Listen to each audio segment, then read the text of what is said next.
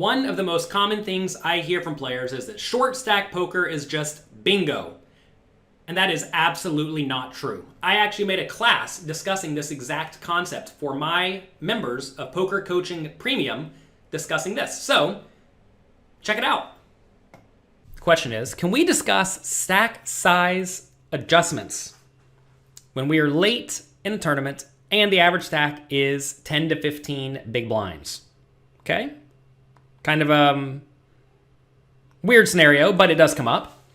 Since we are all dealing with small stacks, how do we further adjust for this without it being a shove fest? How would you recommend to play small top pairs? Well, we'll get there maybe. Again, if you all can hear me, please let me know. I need someone to type something in.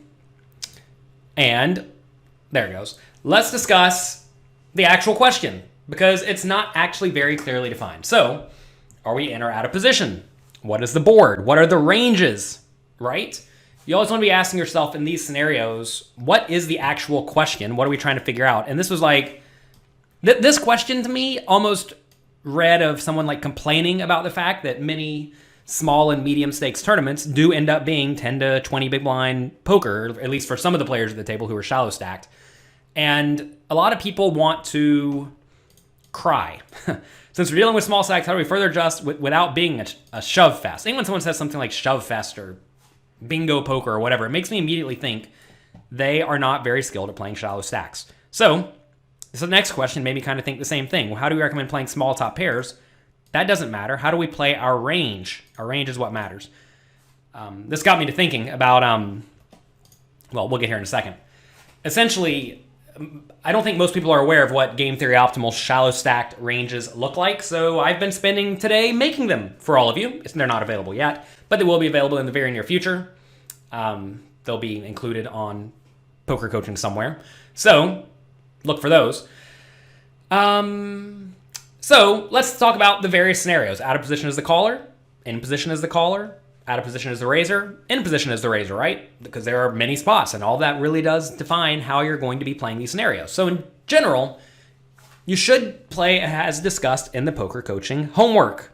You've done plenty of those. All of that logic still applies, except for you tend to want to have a little bit fewer draws when you're talking about putting your whole stack in, and very often you will be putting your whole stack in post-flop.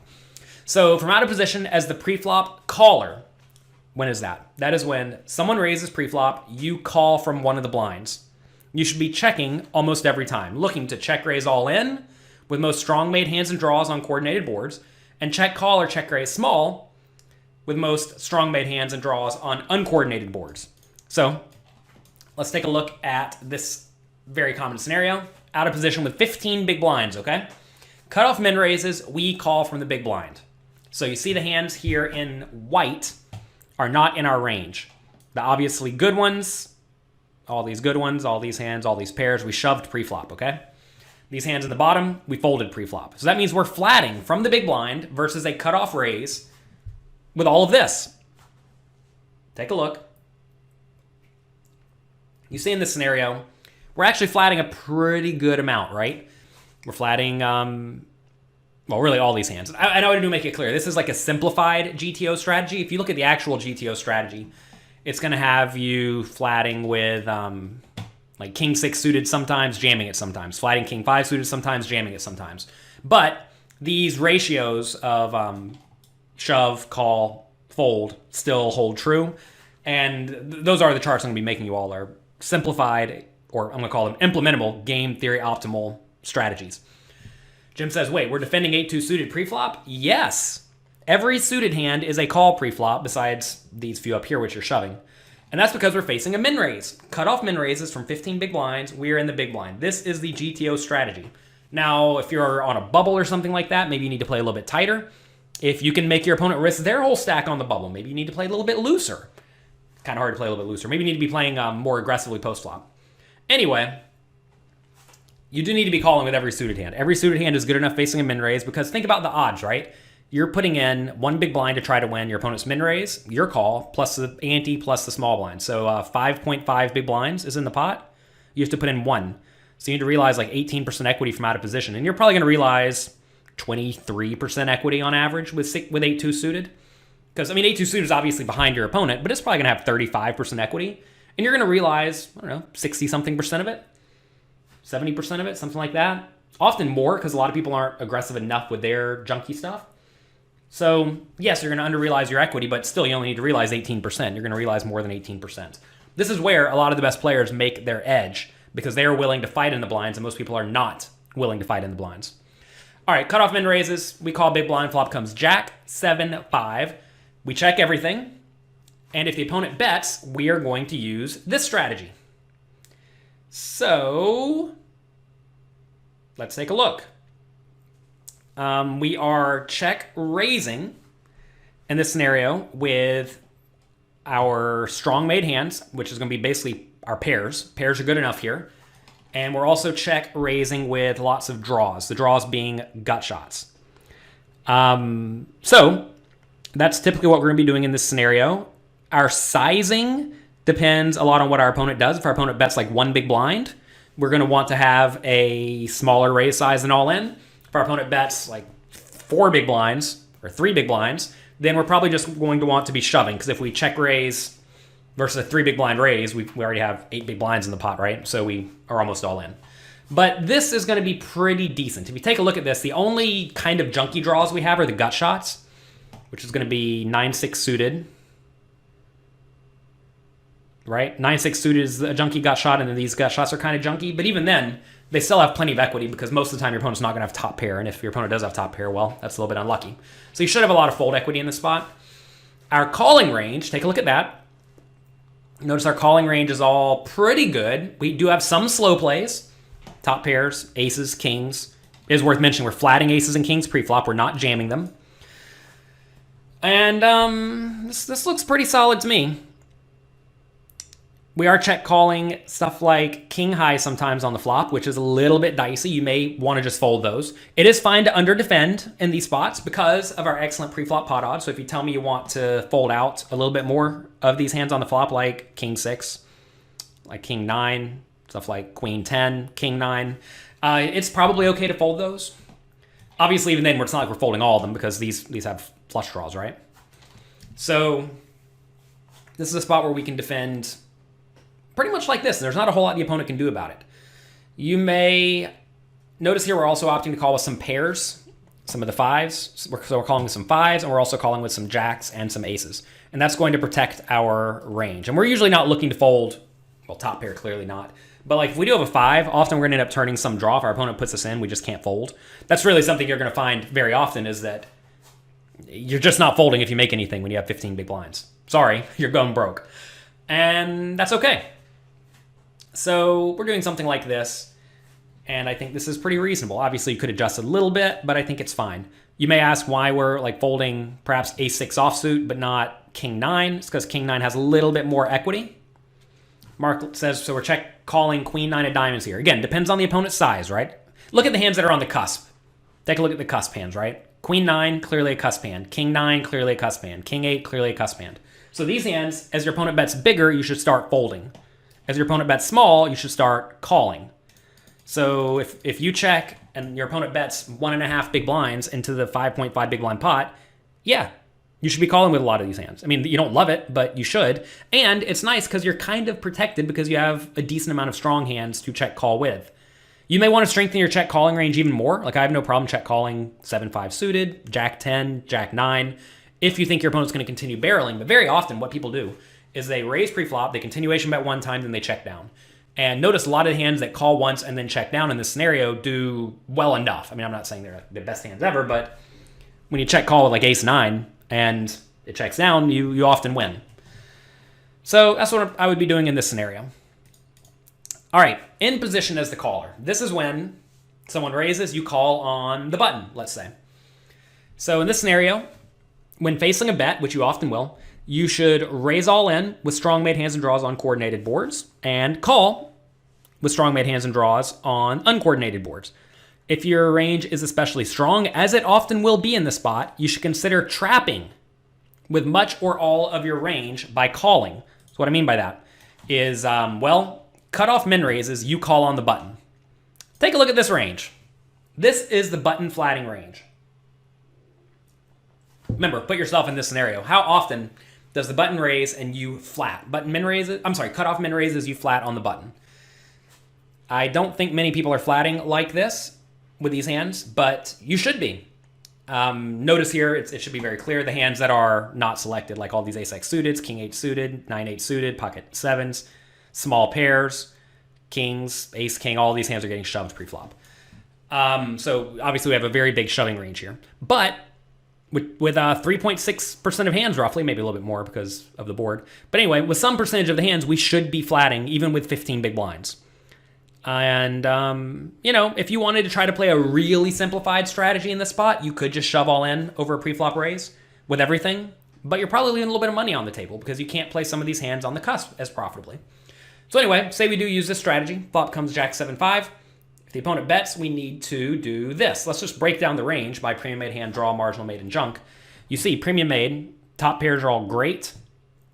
Marginal made, pocket 6s. I mean, pocket 6s is pretty decent here. Ace-7 is pretty good here. Don't know why only spades is selected. That's probably a mistake on my part. Marginal made are... Well, ace-7 selected marginal made, but it should be all ace-7s are marginal made, clearly. Draws are these hands, and the junk are just the... I must have this selected right. I'm not sure why it's showing up like this. Anyway, the junk is ace-high, king-high, queen-high, no flush draw. And even then, like with a club, it's not total junk, right? So we really don't have much junk at all on this exact board. Now this would change a little bit if the board was instead, let's say 10-7-5, because notice on 10-7-5, we have fewer 10s, right? Notice here we have king jack, queen jack, and jack 9, which line up just perfectly with this flop. Whereas if it's 10-something-something, 10-7-9, we now have king jack and queen jack that are junk as well, or kind of marginal hands. So it would change significantly. So it's important to understand what your range actually looks like. But in this scenario, our range is so strong that we should probably just call with everything. Because, like, think about the range, right? Whenever we have king high, we don't really want to be raising or jamming it all in. Right? Again, it depends on your opponent's bet size, too. If your opponent bets 1.5 big blinds, you probably should call with almost everything. Maybe actual everything. Besides ace-6. I guess ace-6 you can fold. But as you see, this board lines up pretty well with your range because we were playing a fundamentally sound preflop strategy. And again, you can go through and use these preflop ranges and figure out how your range interacts on various boards. And like I just said, 10-7-5 is going to be a decent amount different. Notice if it was queen 7-5, that's still pretty good, right? King 7-5, that's still pretty good. Really, you just want the presence of one big card because one big card is pretty nice. All right, in position as the preflop raisers. This is where we raise preflop, the opponent calls. So in this scenario, we want to bet using a 50% pot bet size or so with most strong made hands and draws on coordinated boards, and bet using a 30% pot size with almost your entire range on uncoordinated boards. If you all have had time to go through the Cash Game Masterclass, the flop section, we discussed this thoroughly. Whenever the board is coordinated, you're usually not going to have such a range or nut advantage, so you want to be betting less frequently but using a big size. When the board is uncoordinated, you usually have the range advantage, which allows you to bet everything kind of small. So let's see how it lines up here. You min raise cutoff. Weird double underline. I wonder what that's there for. All right. You min raise cutoff and big blind calls. What is your preflop raising range? Again, it looks a little bit funny, right? That's because we are min raising all these hands and we're jamming the other stuff. King jack offsuit, ace jack offsuit, ace 3 offsuit, ace 2 suited, pairs, jack 9 suited, king 9 suited. Right? We're jamming those hands preflop for 15 big blinds from the cutoff. And we're min raising these hands. So here's what we're doing. Take a look. Notice range is pretty good. In this scenario, since we are doing the continuation betting, it's not like we're check raising all in or anything like that. We can have more draws in our range. But this range actually works out just pretty nicely if you just break it down naturally, because it's 1-to-1 ratio, which we could even have a few more draws if we wanted, and then this 2-to-1 checking range. You may opt to strengthen your checking range a little bit. Like, I don't think it'd be insane to check aces. And again, these post-flop solutions they've not been run through a solver, but I can tell you it's going to be pretty close to this. And that's just because that's how these things normally get broken down. And you have to ask, do I want to try to memorize a chart, or do I want to know how to make the chart myself? And yes, we're going to be a tiny bit off game theory optimal doing it this way, where we're just breaking our hand range down very obviously. Because I bet if you ran this to a solver, it'd probably tell you to check the aces some portion of the time and the kings some portion of the time. And, that's slightly different than what we have here. But we are humans. We need to make our lives as easy as we possibly can. And this is very nice. Given this range is so strong, because notice this 1-to-1 ratio makes our range pretty good. And notice all these hands in red are like really good. Like these are not, none of these are bad. This even has us checking stuff like Jack 8 every once in a while. So given all these hands are pretty good, we may want to just bet small with everything, even though this board is not incredibly uncoordinated or anything like that. But this is a pretty good spot. So let's talk about out of position as the pre-flop raiser. This is when we raise and then late position calls. So here we want to bet using 50% pot size with most strong made hands and draws on coordinated boards, opting to check raise all in some portion of the time, usually when you don't mind protection. And you want to bet 30% pot with almost your entire range on the uncoordinated boards, opting to check raise all in some portion of the time, which is kind of difficult to show on our range analyzer chart, but like right here, notice the range breaks down exactly the same because we have our same range. It is a little bit different here, though. I do want to make it clear. You want to check here more often now due to being out of position against a stronger range, right? So say we raise and the big blind calls. Big blind's range is a bunch of garbage to some extent. It's not all garbage, but some garbage. Whereas, well, here, I'll show it to you. Here's the big blind range, right? Clearly a lot of garbage. Whereas the buttons range is this range, which is much, much stronger, right? So in this scenario, we need to be doing more checking because if we bet everything, your opponent's range is pretty strong. So we probably want to start by strengthening our checking range even more in this scenario because we are out of position against a stronger range. So that's almost certainly going to mean checking aces, kings, queens, sometimes jacks, sevens, stuff like that. And, you could actually probably develop a check raising all in range in this scenario if you feel like it. I don't think that would be absurd, especially if you think your opponent's going to be betting the flop very frequently when check to. So I think that's probably reasonable. Jim says, so there's a relationship here between range advantage, nut advantage, coordination, and uncoordination. You watch the flop and the next video in the Cash Game Masterclass, but how to consider all four of these hasn't quite sunk in. Can we comment on this? Yeah, pretty much, first things first, do we have a big range advantage? If you do, just bet everything. Next, if we don't have the range advantage, does our opponent have a big nut advantage? If your opponent has a big nut advantage, you want to be doing a lot of checking. If you don't have the range advantage, you want to be doing a lot of checking. If you have a lot of nuts in your hands, but your range is generally weak, you want to be doing a lot of check raising, which is going to happen a lot when someone raises, you call big blind, and it comes like 7-6-6. You have a lot of sevens or sixes, whereas your opponent has almost none. So that's the spot where you want to be doing a lot of checking because you don't have the range advantage, but you have the nut advantage, so you want to be check raising. The reason, by the way, the big blind doesn't lead essentially ever from a game theory optimal point of view, or very rarely on the flop, is because you almost never have the range advantage. Well, you just don't, right? Because you're defending all sorts of garbage. The only time sometimes it lines up decently well is when like button will raise and big blind calls. Then maybe sometimes it just lines up perfectly, usually when it's the middle cards. But even then, it's still not great. So you want to be doing a lot of checking in the check raising. So anyway, coordination / uncoordination of the board will impact a few things. As the board is more coordinated, usually the ranges start to line up a little bit more, depending on how it's coordinated, right? If it's middle cards, now range advantage, no one really has a range advantage most of the time in that spot. If it's all big cards, then the preflop raiser has a huge range advantage and a huge nut advantage. As the board is more uncoordinated, you're very often going to want to use a small bet size because your opponent's unlikely to have anything. And as the board is more coordinated, you're often going to want to use a bigger bet size. So say you raise under the gun and then low jack seat calls and it comes king, queen, jack. Right there, but that flop lines up really well with both players' ranges, but under the gun just has way more nut hands. They have all the super nut hands, whereas low jack or hijack, whichever one I said, does not. So that's a spot where under the gun can just be betting big with everything. Even though the board's coordinated, they should still be betting very frequently because it connects with them.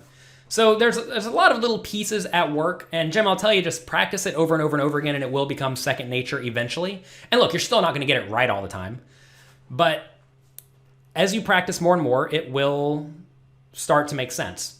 Bill says the top players who study and play GTO learn the actual percentage to the point that they are really, for example, checking X% of the time, aces X% of the time.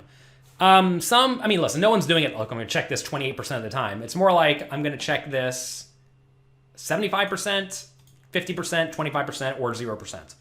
And again, I don't think it's that big of a deal unless you're playing against like the absolute best players in the world and you're like really striving to be balanced. But it's certainly not relevant for 99.9999% of poker players to worry about that kind of thing. First things first, just figure out how to play something like this, and you're going to be miles ahead of everybody you're playing against. Because they're just going to be like betting everything, right? And like we see right here, very clearly we need to be checking at least 45% of the time. And actually the number's probably higher.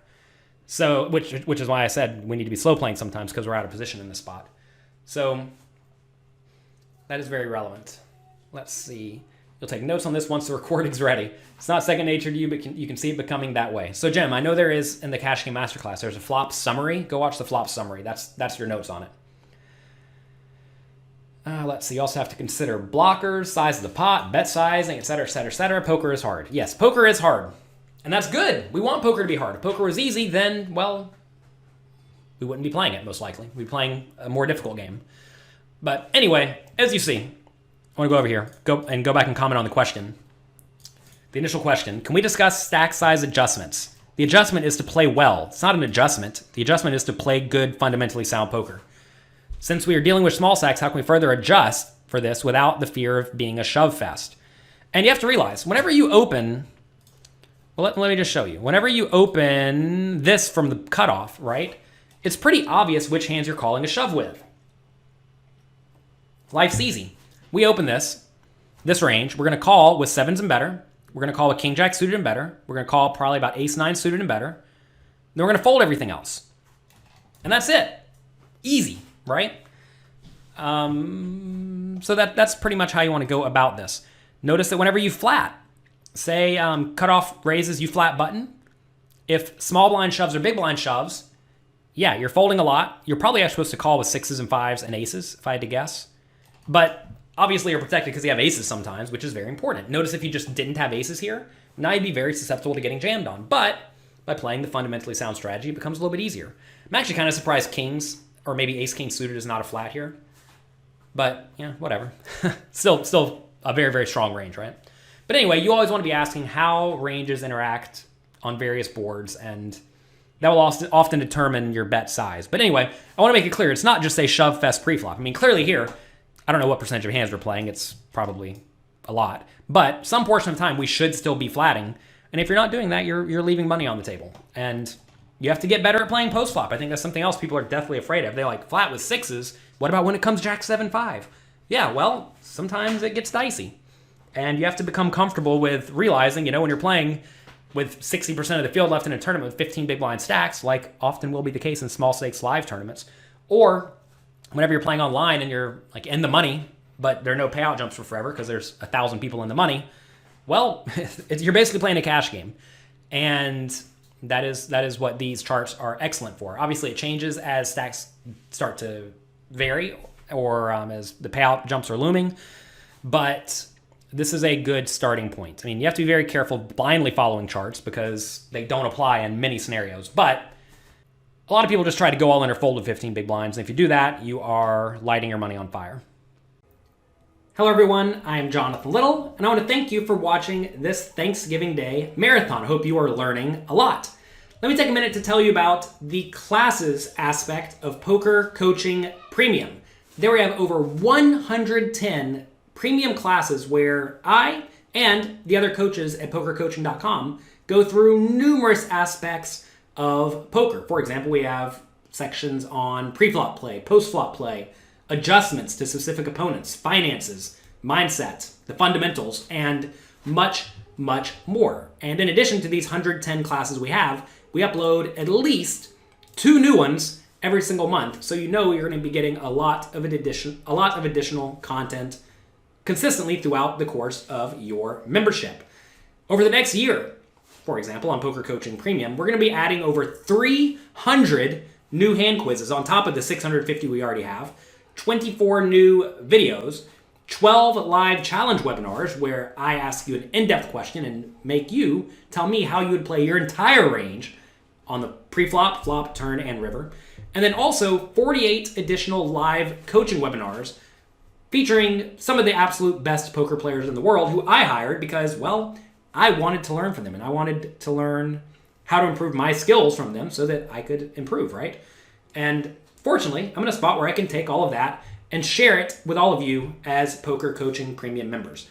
Normally, Poker Coaching is $99 a month, but for Black Friday, I'm going to let you get it for $599. This is by far the cheapest price you're ever going to be able to get it at, so take advantage of this special sale. You can do that right now at pokercoaching.com/Black Friday. Hope you continue enjoying the marathon.